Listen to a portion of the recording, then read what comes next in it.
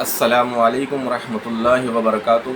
آج 10 محرم الحرام یوم عاشور ہے، اور آج بیشتر مقامات پر جلوس نکلیں گی، امام علی مقام کی یاد میں عزارہ داری ہوگی،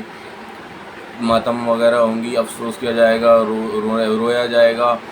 پر میں سوچ یہ رہا تھا کہ کیا امام علی مقام کی شہادت کا مقصد یہ تھا، یا امام علی مقام نے اپنے شہادت کے ٹائم پر یا کسی ٹائم پر یہ کہا تھا کہ میرے جانے کے بعد اس طریقے کا عمل کرنا، یا امام علی مقام کا میسیج یہ تھا، شہادت دینے کا میسیج پرپس یہ تھا کہ میرے جانے کے بعد امت یہ کرے۔ میرے خیال سے ایسا نہیں ہے،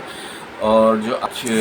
یزید پر لعنت کیا جاتا ہے بے شمار، تو میرے خیال سے یزید ایک اللہ کی مخلوق ہے، اشرف المخلوقات بنایا تھا اللہ تبارک و تعالیٰ نے اسے بھی، پر اس اپنے کردار کے وجہ سے وہ اتنا بدنام ہو گیا، وہ نام اتنا بدنام ہو گیا کہ لوگ رکھنا پسند نہیں کرتے کردار کے وجہ سے۔ تو میرے خیال سے یزید پہ لعنت نہیں کرنا چاہیے، یزیدیت پہ لعنت کرنا چاہیے، اور اس یزید نے جو کیا تھا امام علی مقام کے مقابل آنے کے وجہ سے، جو اس کی جو کیا بولتے ہیں مرنے کے بعد جو اس کی درجات ملے ہوں گے اسے، جو بھی جتنے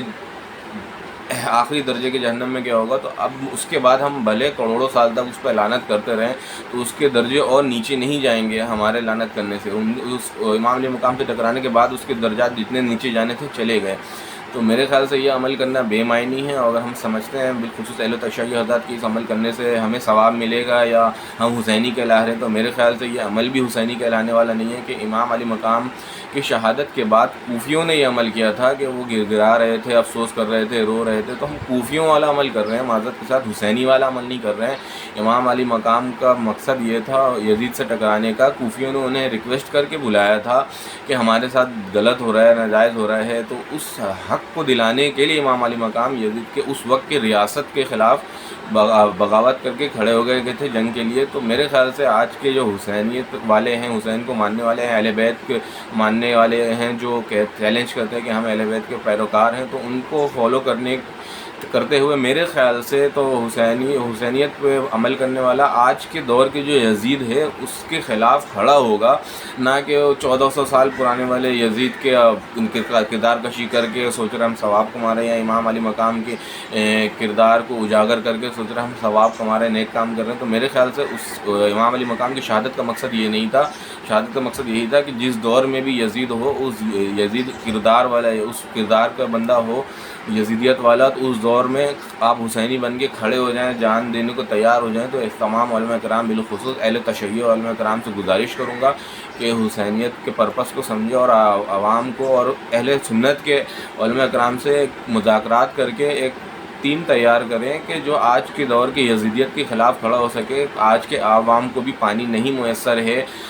آج کے عوام کو بجلی بھی میسر نہیں ہے، گیس بھی میسر نہیں ہے، سڑکیں بھی میسر نہیں ہیں، نکاح آپ کا بھی کوئی سسٹم نہیں ہے، پر ٹیکس عوام کو پھر بھی دینا پڑتا ہے کیونکہ سسٹم ایسا ہے۔ اسی کو یزیدیت کہتے ہیں۔ امام علی مقام اسی کے خلاف کھڑے ہوئے تھے کہ عوام کی کچھ نہیں سنی جائے، اور عوام پہ مسلط لوگ جو ہیں عوام